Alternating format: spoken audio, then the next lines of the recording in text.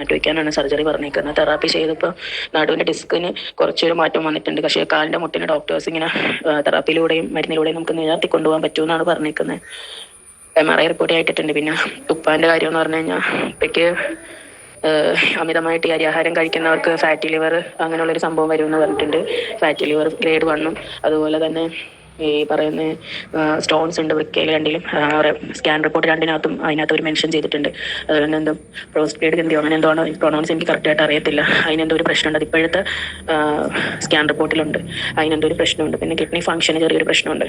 അപ്പോൾ ഇതാണ് ഇപ്പം നിലവിലത്തെ അവസ്ഥ. ക്രിയാറ്റിൻ 1.8 ആയിട്ട് നിൽക്കുക. പിന്നെ എൻ്റെ കാര്യം എന്ന് പറഞ്ഞാൽ ഇപ്പോൾ 2.9 ക്രിയാറ്റിൻ ലെവൽ. പ്രഷർ ഹൈ ആയിട്ട് തന്നെ നിൽക്കുകയാണ്. ക്രിയാറ്റിൻ കൂടുമ്പോൾ പ്രഷറിൻ്റെയും ഛർദിലൊക്കെ നിലവിൽ കൂടി നിൽക്കും. ചിലർക്ക് അതിൻ്റെ ഒരു ബുദ്ധിമുട്ടുണ്ടാവും.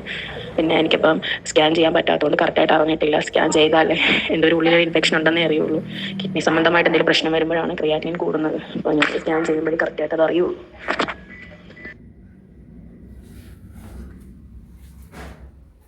സ്കാനിങ്ങിൻ്റെ എല്ലാം ബ്ലഡ് ടെസ്റ്റും പൊട്ടാസ്യം നോക്കണമെന്ന് പറഞ്ഞിട്ടുണ്ട്. പൊട്ടാസ്യം ക്രിയാറ്റിനും എല്ലാം ഒന്നും കൂടെ കൾച്ചർ ചെയ്യാൻ കൊടുത്തത് 3 ദിവസം കഴിയും റിപ്പോർട്ട് കിട്ടാൻ വേണ്ടിയിട്ട്.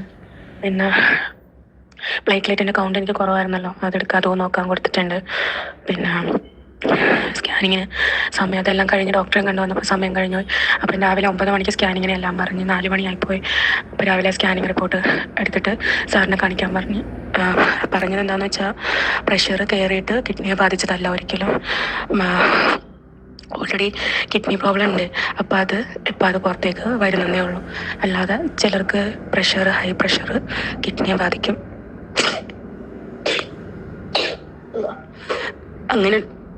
അങ്ങനത്തെ ഒരു അവസ്ഥയല്ല ഇത്. ഓൾറെഡി കിഡ്നി പ്രോബ്ലം ഉണ്ടായിരുന്നു. അപ്പോൾ അത് വീണ്ടും ഇതിങ്ങനായിട്ട് വന്നതാണ്. പിന്നെ സ്കാനിങ്ങിനകത്ത് അറിയുന്നില്ല, ബ്ലഡ് ടെസ്റ്റിലും അറിയാൻ കഴിയുന്നില്ല എങ്കിൽ കിഡ്നിക്കകത്ത് കുത്തി നോക്കണ ഒരു സംവിധാനം ഉണ്ടെന്ന് പറഞ്ഞു. കുത്തി നോക്കിയേ അറിയാൻ പറ്റുള്ളൂ എന്ന് പറഞ്ഞു. അത് ചെയ്യേണ്ടി വരുമെന്ന് പറഞ്ഞു ചേച്ചി. നീഡിൽ പോലത്തെ ഒരു സാധനമാണത്.